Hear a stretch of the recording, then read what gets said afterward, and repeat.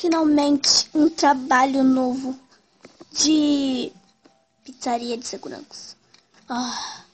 Só pode ter sido eu, o Max mesmo. Que isso? Um tablet. Vamos jogar joguinho?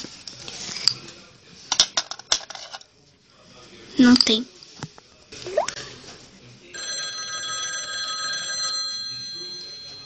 Ai, cala a boca! Não, joguei tudo fora.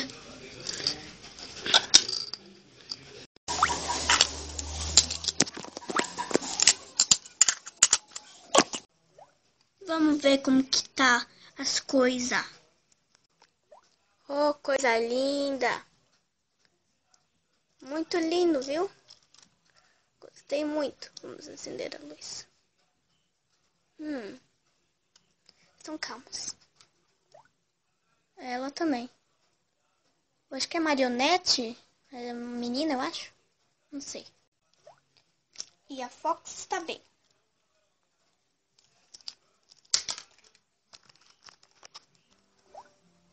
Pelo menos eu não tô ferrado.